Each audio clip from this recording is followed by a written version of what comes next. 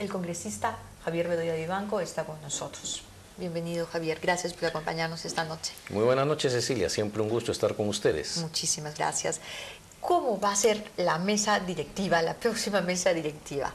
Víctor Andrés García Belaúnde ha dicho que la próxima mesa directiva no puede ejercer de blindaje al Ejecutivo y que no se puede mantener sumisa frente a un gobierno que tiene un antecedente, que llega con un antecedente como el de Alexis Humala. Estoy totalmente de acuerdo con él. No podemos servir como blindaje ni ser sumisos. Dejaríamos de ser un otro poder del Estado que tiene como función fiscalizar al Ejecutivo, ¿verdad?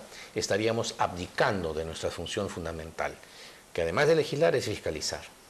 Pero no por ello podemos negar que es una práctica, buena o mala, es una práctica que se ha instaurado en el Perú, que normalmente el gobierno que se inicia, el primer año se le concede que a su vez también asuman la conducción del Congreso, a los efectos de facilitar.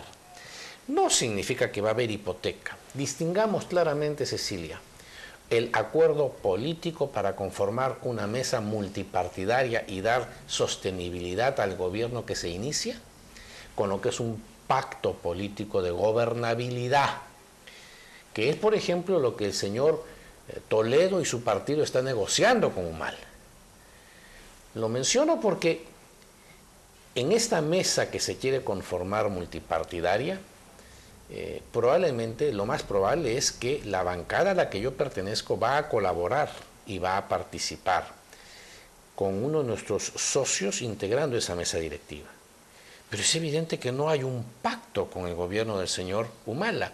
Mal podría haberlo cuando hay la incertidumbre que todos los peruanos tenemos respecto de quiénes son los que van a gobernar, porque hasta el momento solamente se ha anunciado el presidente del Banco Central de Reserva. Una golondrina no hace el verano. No se conoce a quiénes van a gobernar con él, ni cuál de sus tantos programas es el que va a aplicar. Entonces, ¿cómo podríamos estar pactando? No. Acá no va a haber pacto ni nada bajo la mesa ni sobre la mesa. Nada. Vamos a ser muy claros y transparentes como siempre lo hemos sido.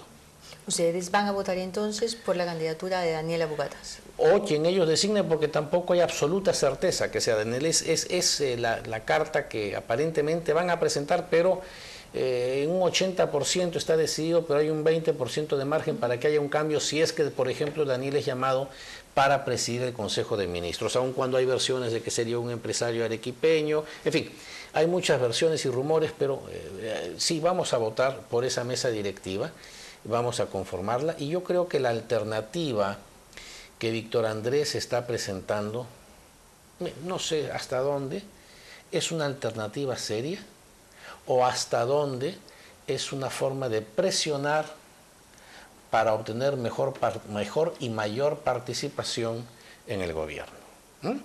O sea, el señor Toledo y sus socios de Acción Popular muestran los dientes que van a lanzar a Vitocho mientras están simultáneamente negociando su participación y las condiciones en que participan en el gabinete. Entonces, por algo el Comité Ejecutivo de Acción Popular el día de ayer ha desautorizado a Víctor Andrés y le ha dicho que deje de seguir mencionando su candidatura. Y por algo también Juan Cheput ha dicho que no descarta la posibilidad de apoyar la lista de Víctor Andrés García Belaúnde. Bueno, está dentro del cálculo que yo estoy haciendo, ¿no? La hipótesis que estoy desarrollando. Ahora, pero cuando se habla, lo he visto en algunos medios, cuando se habla de la posibilidad de una lista encabezada, no necesariamente por Víctor Andrés García Belaúnde, sino por Carlos Bruce, entonces allí, ¿cómo reflexionas? Bueno, sería la primera ruptura, ¿verdad?, dentro de una bancada, porque es evidente que Carlos está dentro de una labor de rebeldía al interior de su partido, en una posición distante, expectante pero distante, y junto con él hay un puñado de 6 u 8 parlamentarios de esa misma bancada dispuestos a dar un paso al costado y abandonar al señor Toledo. ¿Abandonar a Toledo o sentar un poco de carácter? Yo por lo que recuerdo, a ver, siempre ha habido pues también líderes en los partidos, no solamente caudillo. ¿No es Pero es cierto? que Cecilia, Recuerdo, por ejemplo, a Manuel Ulloa y a Javier Alborlandini, y los ulloístas y los alvistas, y en el PPC, por favor, ¿no es cierto? A Laisa Algundi, pueden Osterling. haber líderes y pueden haber tendencias, pero cuando tú tienes una bancada como la que ha llevado Perú posible, o sea, el partido del señor Alejandro Toledo, que saca creo que 21 congresistas es lo que ha sacado, de los cuales 5 o 6 son de su partido, 5 son de Acción Popular, uno es de Somos Perú, que es el señor Andrade, exalcalde de Miraflores, y el resto son empresarios o invitados. Entonces no estamos tampoco hablando de una bancada de 21 y los invitados, oye, sí, pues entraron porque tenían en común las propuestas del señor Toledo y lo que él expuso como candidato durante la campaña, pero no para seguirlo con una venda en los ojos en todo lo que el señor Toledo quiera después de la campaña a seguir haciendo. O sea, ¿tú no crees en el liderazgo de Carlos Brus? Sí, yo creo que Carlos Brus es Yo lo una encuentro persona... bastante más líder al Brus que a Cheput, Sí, que pues, Reate. pero es que precisamente un encumbramiento de Carlos Brus creo que sería sinónimo o síntoma de mayor resquebrajamiento de la bancada que él integra. Oye, si ese grupo, el grupo de Bruce, apoya a Víctor Andrés, entonces la posición de Víctor Andrés García Belaúnde se vuelve mucho más sólida. Dime, en la historia, ¿siempre se ha presentado una sola lista? No, no, no. Ha sido común, hace unos años, Víctor Andrés postuló contra el candidato del APRA, Rosa Florián postuló contra el candidato del APRA, yo postulé contra el candidato del APRA durante el quinquenio que termina. O sea, no es inusual, es democrático, dentro del juego democrático que se presenten alternancias. ¿Cómo llegó Antero Flores a la presidencia del Congreso? Como lista de oposición al candidato que presentaba el partido de Toledo, que es quien estaba en el poder. Y que había tenido la presidencia casi todos los años de gobierno. Así es. Tuvo 4 de los 5 años la presidencia y en el cuarto año es que Antero entra y termina derrotando a esa candidatura. Y vimos que tampoco no se acabó el mundo. No es que Antero entró para sepultar al señor Toledo, para resquebrajar el sistema democrático. No. Pero la opinión pública tuvo una mejor relación con el Parlamento cuando el Parlamento dejó de estar absolutamente en manos del partido de gobierno. Eso pasó, lo recuerdo mucho, en el año 2005, porque de alguna forma la candidatura y el triunfo para la presidencia del Congreso de Antero Flores Arauz fue seguida y el conteo de los votos pues por la gente en sus casas, a través de la televisión. Eso fue algo que involucró a la opinión pública. Y eso fue muy interesante, porque el Parlamento es una institución que tiene demasiado en su contra. Es una institución muy desprestigiada y entonces, y por otro lado es una institución fundamental para la democracia. Entonces, cuando la gente se relaciona, se mimetiza, se identifica, yo creo que es un buen ejercicio democrático. No solamente es un buen ejercicio, sino que la política es fundamentalmente antropomorfa, es el seguimiento a las personas, ¿verdad? Entonces, ¿Cómo crees que reaccionaría la mayoría de la opinión pública si le preguntas quién debería presidir el Congreso? ¿Alguien de oposición o alguien del gobierno de Ollanta-Humala? te soy sincero, creo que al común de la opinión pública poco le interesa. ¿Crees? Creo que para ellos es intrascendente, que presida A o B o el partido Z o Y les es intrascendente. Sí. ¿Estás seguro? Sí. Algún sector preocupado por la marcha económica, por la democracia, por el control que corresponde al Parlamento, por la separación de poderes, etcétera, etcétera, sí van a estar interesados. Pero el común de la gente, no. ¿Cuántos ciudadanos hemos usado nuestro derecho a marcar el voto preferencial y hemos elegido nuestros representantes con nombre y apellido? No tengo las cifras de esta elección, Cecilia, pero sí tengo las cifras de todos los procesos anteriores. ¿Cuántos votos has tenido tú? Yo 51.000. ¿Tú crees que esas 51.000 personas no esperaban de ti una posición y una actitud de oposición al partido de Ollanta-Humala? Y la estoy manteniendo.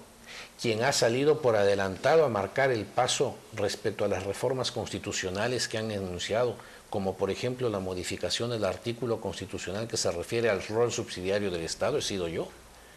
He ido sembrando, hay otros que después han tomado la misma bandera, y ya he escuchado en un programa de televisión hace una semana o 10 días al señor Cheput, que es un caracterizado dirigente del partido del señor Toledo. Pero que no fue electo. Que no fue electo, pero es secretario de política de su partido, decir que si lo que pretende el gobierno de Ollanta Humala es modificar ese artículo de la Constitución, ellos se pararán firmes y le dirán que no apoyan esa modificación.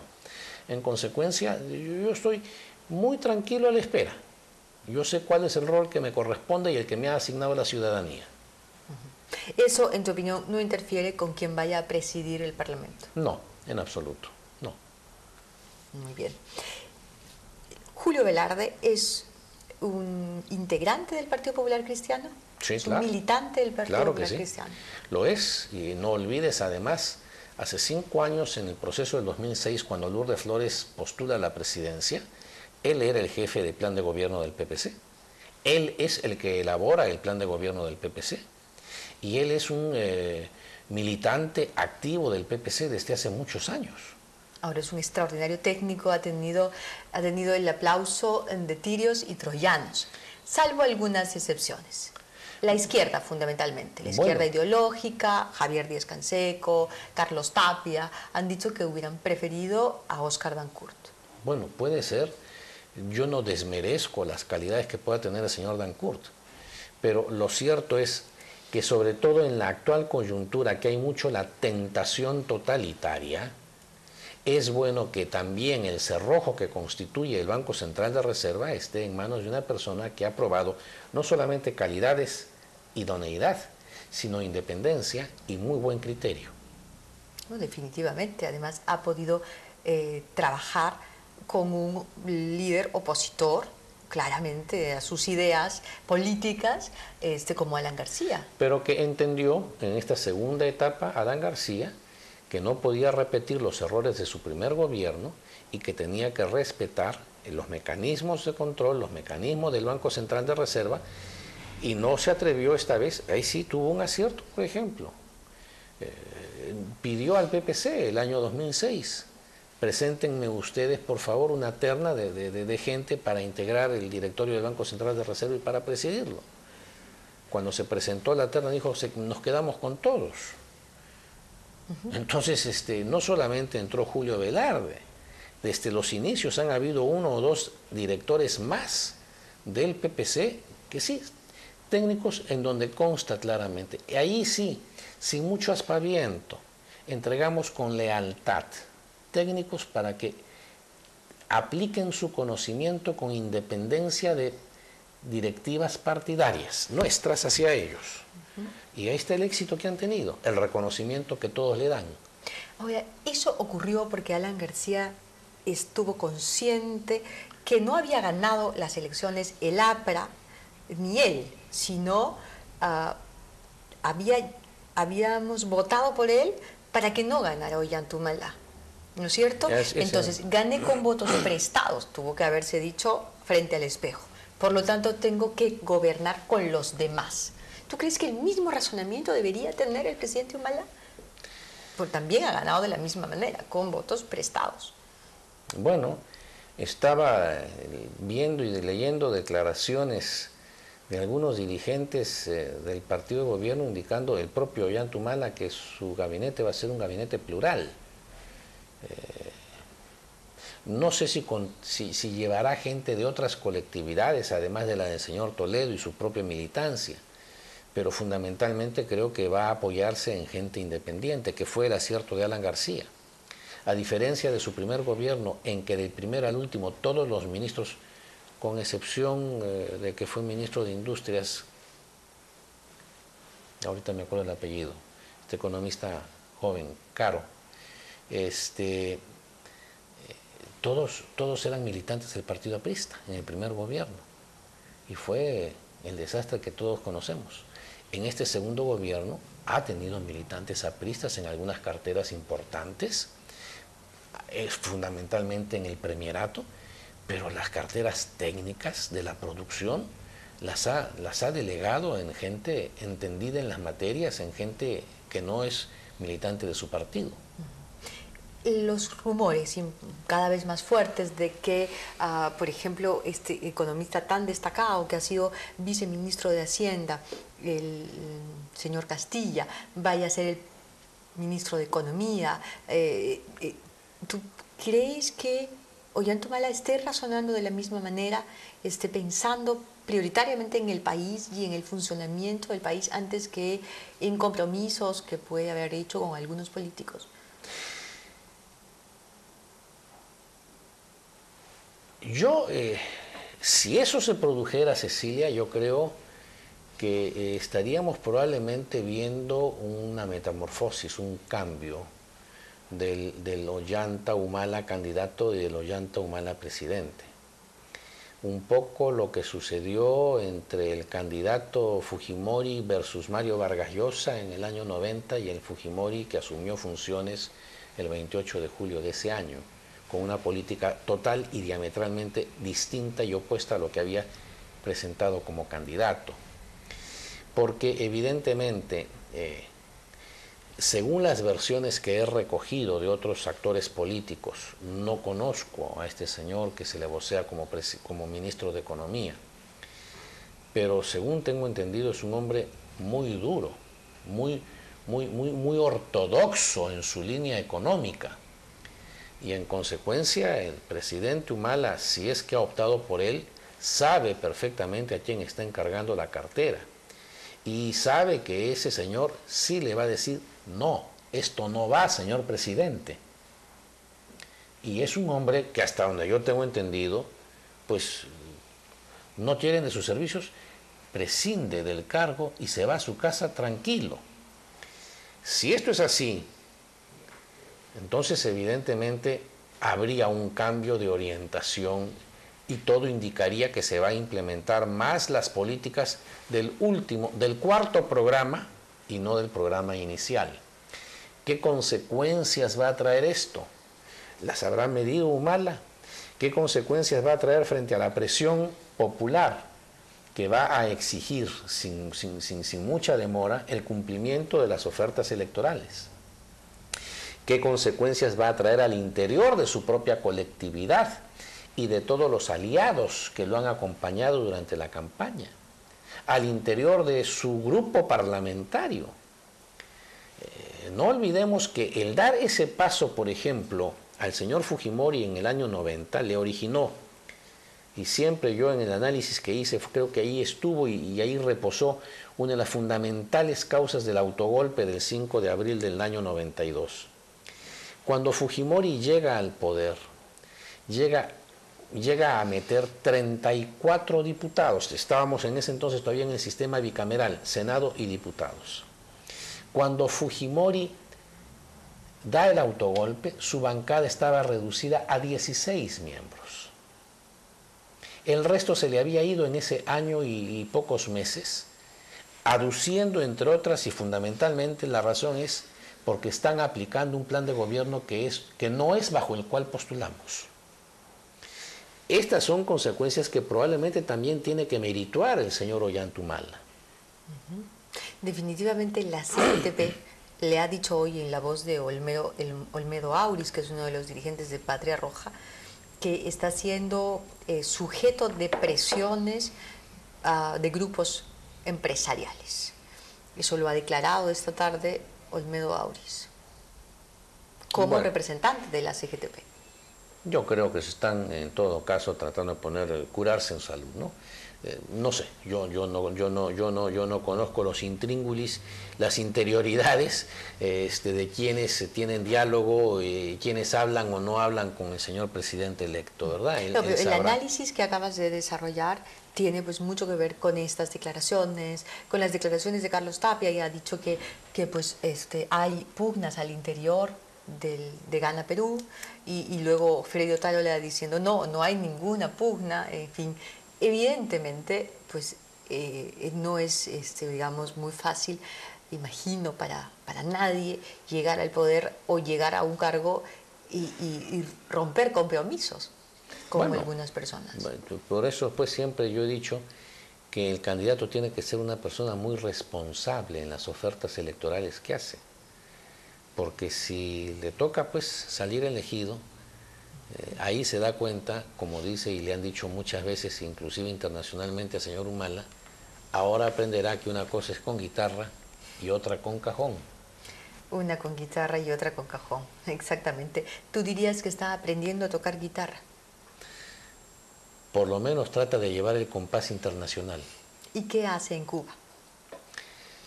Parte de sus compromisos originales, parte de sus visitas originales.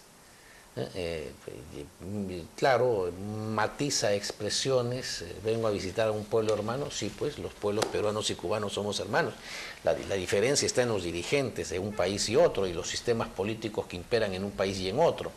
Pero los pueblos son hermanos, tenemos casi el mismo origen, ¿verdad?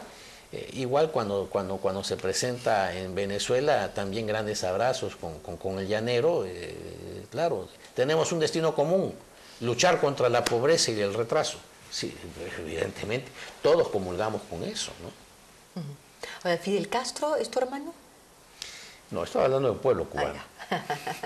Sí, claramente. En todo caso sería mi tío. De ser algo. Sí, sí, sí. De ser algo. ¿Ha seguido, Javier, el escándalo de este magnate británico? No es británico, él es australiano, pero digamos gran parte de su imperio está en Gran Bretaña, en los Estados Unidos, dueño de muchísimos medios, un conglomerado de medios, sí, vinculado al espionaje, al chuponeo telefónico. ¿Lo ha seguido? Sí. ¿Cómo relacionas ese suceso con lo que venimos viviendo en el Perú ya hace algunos años? Pero es que, Cecilia, no es solamente ese suceso. Son varios sucesos que vienen ocurriendo aquí en el Perú. ¿No estamos acaso siguiendo en los noticieros, por ejemplo, el juicio a los señores involucrados en el caso del BTR? Sí. Y el chuponeo a diferentes líderes políticos, empresariales y autoridades en general.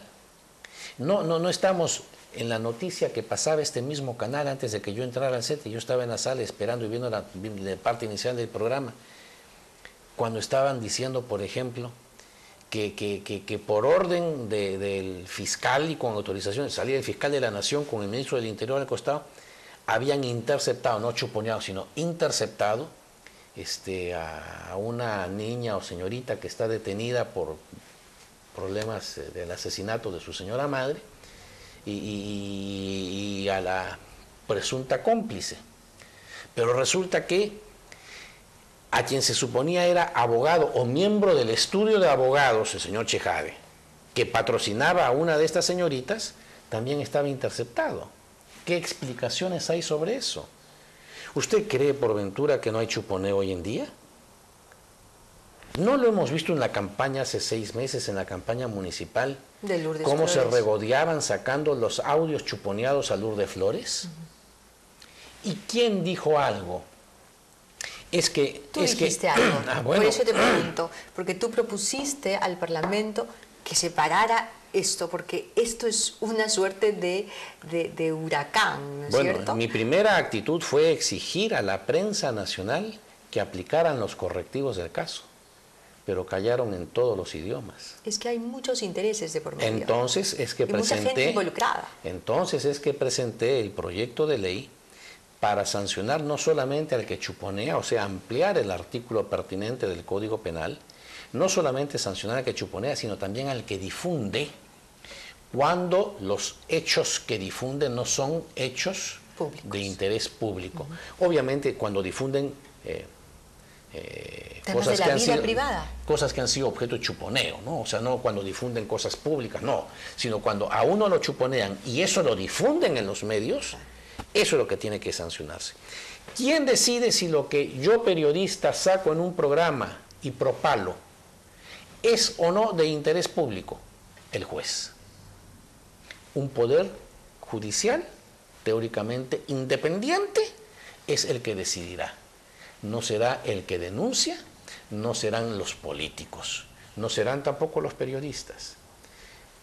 Yo avalo el proyecto de ley que ha presentado el presidente de la Suprema.